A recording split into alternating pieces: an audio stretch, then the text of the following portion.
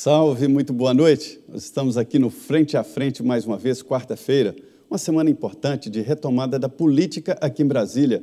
Estão de volta aí o Supremo Tribunal Federal, terminou o recesso, e também o Congresso Nacional. E já chegando aí o Congresso Nacional diante de uma crise mundial, o coronavírus. O governo agiu rápido. O ministro da Saúde, Henrique Mandetta, reuniu-se com secretários estaduais de saúde, determinou normas, mas se esqueceu de trazer os brasileiros que estavam na China. Mas agora o presidente Jair Bolsonaro ficou tocado com aquela mensagem dos brasileiros que estavam isolados em Wuhan e eles serão, então, transferidos para o Brasil e ficarão isolados. O Congresso Nacional reagiu rapidamente e, em 2 dias, foi aprovado o projeto na Câmara e no Senado Federal com as normas ali de como será este isolamento. Neste momento, o plenário da Câmara dos Deputados está decidindo se o deputado Wilson Santiago será ou não afastado do mandato parlamentar dele, uma determinação do Supremo Tribunal Federal. Portanto, nós vamos falar aqui no Frente a Frente de hoje de política. E política, você sabe, né? Muda a sua vida e define o seu futuro. Aqui para essa conversa, o deputado Arnaldo Jardim, ele é do Cidadania de São Paulo. O deputado Arnaldo Jardim tem uma larga experiência em política. Foi 4 vezes deputado estadual por São Paulo e já está no 4º mandato parlamentar como deputado federal. Um articulador e acaba de assumir a liderança do Cidadania. Deputado, parabéns e espero que essa sua gestão como líder seja boa para o senhor, para o Cidadania e, por que não, para o país, né? Muito obrigado, Zé Maria. Uma alegria imensa estar com você, no Frente a Frente, com vocês aí em casa, na Rede Vida de televisão. Nós temos aqui nos bastidores uma audiência ilustre hoje, né? Ah, sim. O Neto está aqui. Neto, nosso querido diretor executivo da Rede Vida. Exatamente. Obrigado pelo prestígio da sua presença aqui, Neto. Estou muito feliz de estar aqui, numa retomada que promete, né? Vim correndo, chuva intensa aqui em Brasília, cheguei a tempo, saí da votação, acabei de deixar o meu encaminhamento lá, a votação que nós estamos terminando nesse instante no plenário da Câmara. Ontem você já disse, me permito repetir, fizemos a votação sobre a questão do coronavírus e acertei agora, muito por conta da deputada Carmen Zanotto, que é do Cidadania, e foi a relatora em plenário ontem desse projeto, acertamos, o ministro Rodrigo Maia amanhã publica uma comissão externa que, além de termos aprovado, acompanhará a chegada desses brasileiros e um conjunto de outras iniciativas aí no país sobre a questão de medidas de controle com relação ao coronavírus. Muito obrigado, Zé, pela oportunidade. Pois é, o projeto já foi aprovado também no Senado Federal, está pronto, traz ali as normas. Olha, hoje eu não tenho aqui a companhia da minha parceira de sempre, Denise Roteburg. Ela volta na próxima semana, um problema pessoal, e vamos seguir aqui com Frente a Frente. Não é coronavírus, né, Zé? Não, não. Pois é, deputado, eu fiquei me perguntando por que o Brasil já não tem uma legislação permanente para situações como esta? Olha, nós temos um conjunto de regras que disciplinam alguns procedimentos quando há incorrência de epidemias. Essa tem uma peculiaridade, que é a questão do isolamento. Esta foi muito determinante para que nós fizéssemos isso. Não é um problema só do Brasil.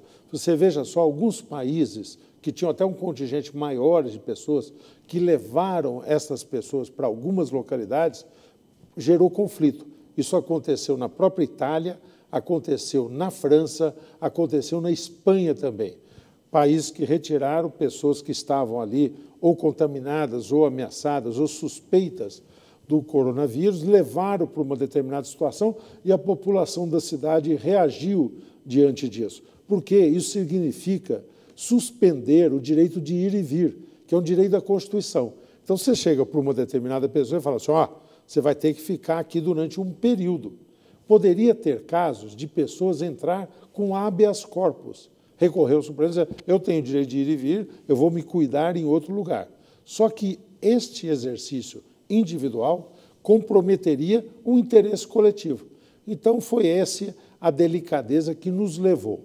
As regras que ontem foram votadas disciplinam isso, disciplinam a própria vinda de trazer os brasileiros para lá, e aí tiveram emenda. Teve uma emenda propondo que depois se garantisse durante um certo tempo de 6 meses um apoio a esses brasileiros. Aí nós tivemos um cuidado de ver, porque você não pode também fazer para um, não fazer para outros. Tiveram outros que tiveram uma discussão sobre possibilidades de você ter preservação de direitos. Agora, de qualquer forma, Zé, medidas foram tomadas. A legislação agora nós temos. Ela é específica para o coronavírus e sobrou como uma lição de casa nós pensarmos em uma legislação que abarcasse outras epidemias. Nós não fizemos isso ontem em plenário, porque tem naturezas distintas, determinam períodos de quarentena diferenciados. Mas eu queria aproveitar para fazer um apelo. Há alguns casos que estão acontecendo, minha gente, em algumas cidades. Nós tivemos uma notícia de São Paulo, uma notícia do Rio de Janeiro, de pessoas um pouco hostilizando chineses. Não tem cabimento isso, tá certo? O problema do coronavírus não é uma culpa da China. É algo que aconteceu lá, poderia ter ocorrido em outro lugar do mundo. Nós temos uma relação muito importante com a China, comercial, cultural. Então, fazer um apelo para não se confundir isso e não se promover nenhum tipo de discriminação. Os brasileiros chegam no sábado e ficarão isolados por 18 dias na base aérea de Anápolis.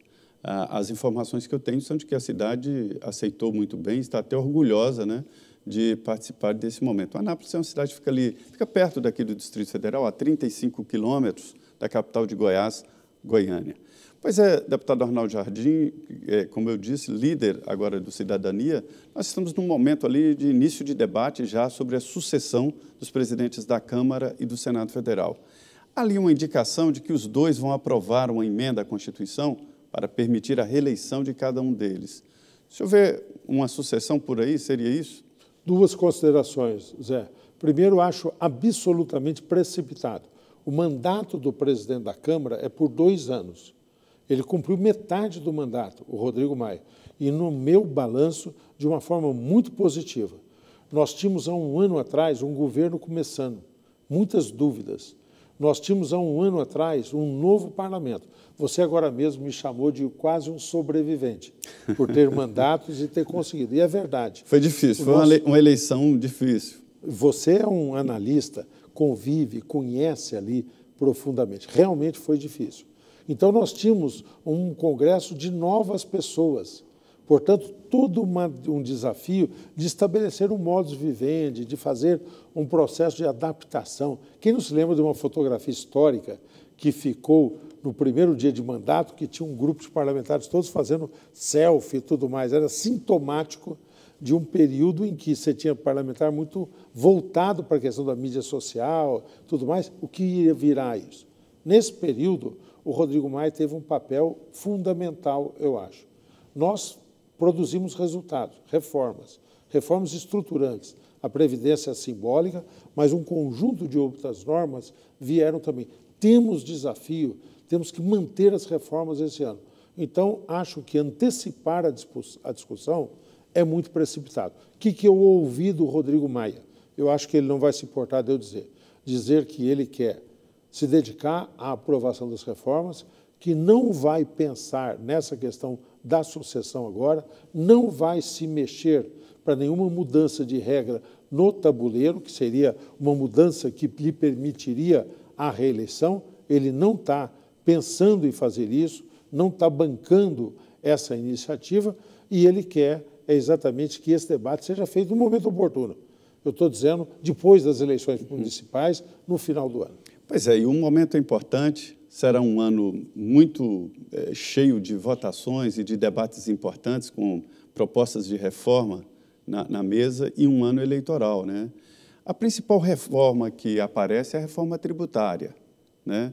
Existem 2 projetos, um da Câmara, do Senado, e o projeto do governo, que ainda não apareceu. O governo disse que vai mandar apenas sugestões e tal, não um projeto fechado.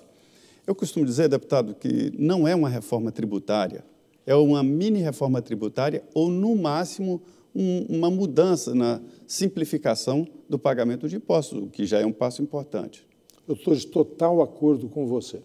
Eu desejaria que tivéssemos uma reforma tributária ampla e profunda. Só que eu acho, e estou sendo muito franco com todo mundo, de que o ótimo é inimigo do bom aí. Se nós ficarmos perseguindo o momento de ter esta grande reforma, vai se gerar uma tal grau de polêmica que nós não vamos chegar a bom tempo. Porque isso significaria o quê? Você redefinir que setores serão mais taxados e que setores serão menos taxados. E a distribuição do dinheiro, né, do bolo. Segundo aspecto, isso que você bem disse. Quanto vai ficar para a União, quanto vai ficar para os estados, quanto vai ficar para o município, né? Então, só isso já cabe uma discussão muito profunda e gera conflito.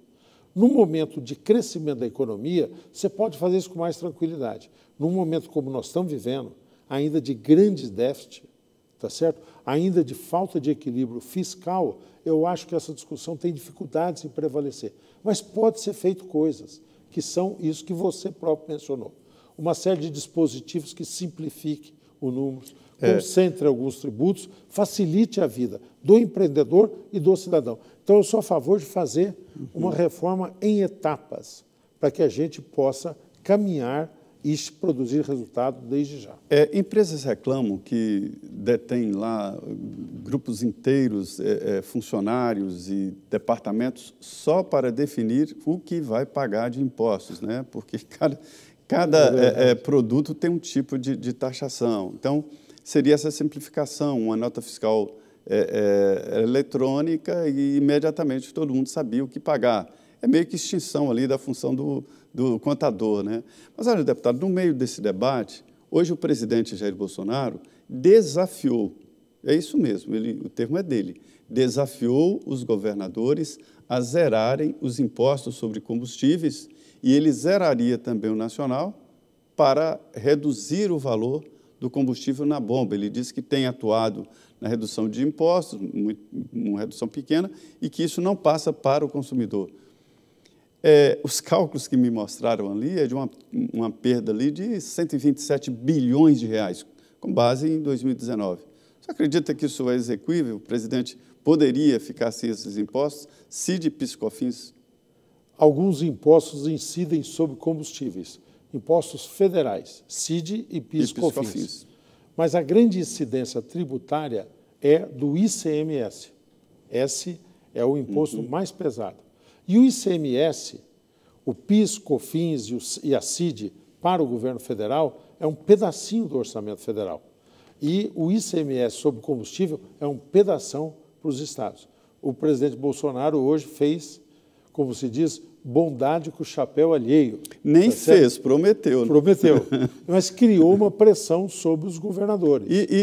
Sem indicar um caminho de compensação. Né? Porque perder receita, beneficiar, incentivar um setor de combustíveis fósseis é a contramão da história. Agora, por exemplo... querendo taxar o sol. Você mencionou na questão da reforma tributária que tem uma proposta da Câmara que foi muito inspirada por um economista, que dirige um centro de estudos, o Bernardo Api, apresentada pelo deputado Baleia Rossi, está sendo relatada pelo Aguinaldo Ribeiro. E lá no Senado aprovaram um projeto também que teve um parlamentar que atuou, não é mais deputado, mas... É Luiz Carlos Rauli, né? Luiz Carlos Rauli, que é relator, o senador Roberto Rocha. Ontem se encontraram o Aguinaldo Ribeiro e o Roberto Rocha para estabelecer uma parceria e acertar uma comissão mista. Boa iniciativa do Rodrigo Maia do Alcolumbre para que o parlamento possa, junto e tocando. Vai votar na Câmara, vai votar no Senado, mas tendo um diálogo já para fazer. Há uma ausência, a ausência da proposta do governo. Do que nós temos de notícia da proposta do governo, virá uma unificação de PIS/COFINS, que aí tem esse efeito. Hoje, o PIS/COFINS sobre etanol, que é um combustível renovável, como você diz, que tem uma virtude muito grande, depois nós poderíamos falar sobre isso. Há poucos instantes o Neto estava até nos provocando positivamente para lembrar isso, e tem a incidência sobre a gasolina. Se nós unificarmos isso, nós estamos fazendo um desserviço. Tributo é também para indicar prioridades. Exatamente. É para distribuir questões, né? E não fazer você igualando coisas que são diferenciadas. Pois é, a conversa boa aqui no Frente a Frente, hoje com o deputado Arnaldo Jardim, é o líder do Cidadania na Câmara dos Deputados. E aqui nos estúdios da Rede Vida em Brasília, João Monteiro Neto, aqui nos acompanhando e eu agradeço a participação dele, a vinda dele a Brasília. É isso aqui, nós vamos 2 minutos de um intervalo e voltamos imediatamente.